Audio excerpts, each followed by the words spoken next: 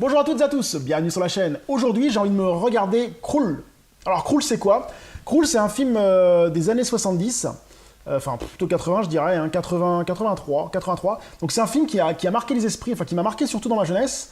Moi, je l'avais vu étant petit fin 90, enfin fin 80, je veux dire, début 90, et il m'avait vraiment marqué. Surtout ce sigle-là, il m'avait vraiment marqué. C'était un film de science-fiction de l'époque. Il m'est resté en mémoire. Il m'est resté en mémoire et il est devenu culte après, hein, par la suite.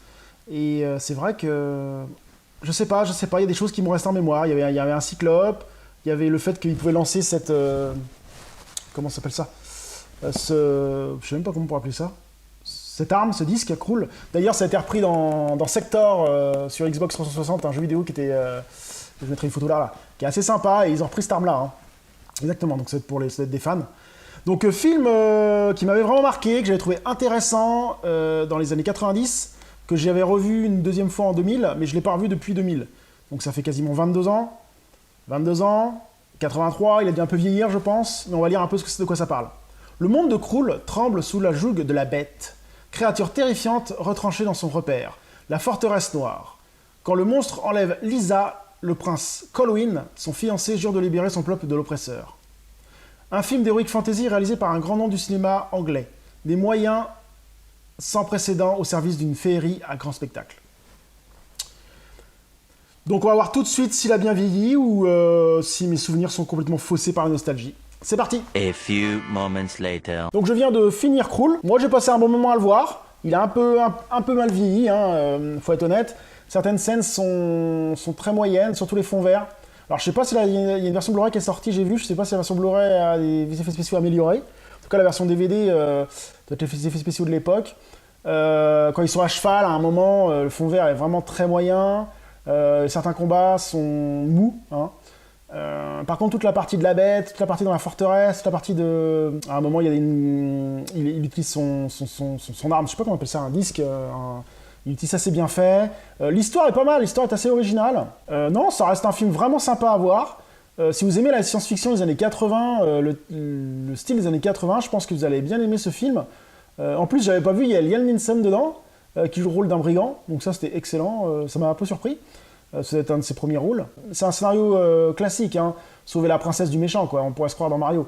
Mais non, pas du tout. Non, la bête est bien faite, les effets spéciaux sont bien, le cyclope est bien, les idées sont sympas, il y a des idées avec les chevals, ce qu'on appelle les chevals de feu, ils peuvent parcourir 1000 lieues en une journée, enfin, c'est vraiment pas mal foutu. Hein. Non, tout est correct. Après, ça reste un style, comme je disais, des années 80, un style de film d'une autre époque, mais qui valent le coup d'être vu et de découvrir, je pense. Je pense que c'est ce genre de film qui a pu inspirer beaucoup de films par la suite. Et c'est pour ça qu'il en est devenu culte. Hein. Donc moi, si je devais vous conseiller en 2022 ce film, oui. Oui, pour la découverte et pour voir. Après, soyons honnêtes, quelqu'un qui a 20 ans à l'heure actuelle, je pense pas qu'il va apprécier, il va dire qu'est-ce que c'est ton nanar, quoi. Mais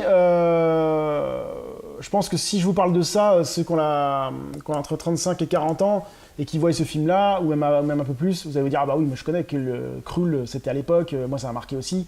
Enfin, c'est des films qui ont marqué toute une génération. Des films qui savaient poser des choses, qui prenaient des risques, voilà, c'est ça que je cherchais, des risques. Parce que maintenant, il faut être honnête, il y a très peu de films qui prennent des risques, puisque le problème, c'est qu'on est dans une société où maintenant, il faut de la consommation, il faut de la rentabilité, et tu sors un film comme ça maintenant, soit tu te plantes, soit tu réussis. Donc ça, tu ne peux même pas le savoir au début. Mais à l'époque, c'était pas comme ça que ça fonctionnait. À l'époque, tu avais une idée, tu la posais, tu réfléchissais, paf, tu la balançais, et ça marchait pas, bah voilà, quoi, tu l'avais lancé, tu étais content, tu avais fait ton truc.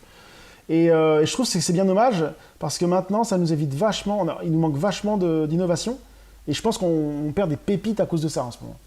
Mais bon, bref, c'était une autre époque, une autre histoire. Enfin, The Krull, je vous le conseille, n'hésitez pas à le voir si vous avez l'occasion. Préférez la version Blu-ray, la qualité doit être meilleure, la qualité DVD est très moyenne, hein. Il y a beaucoup mieux que ça. Donc voilà, c'était The Krull, je vous dis à très bientôt sur la chaîne. Salut!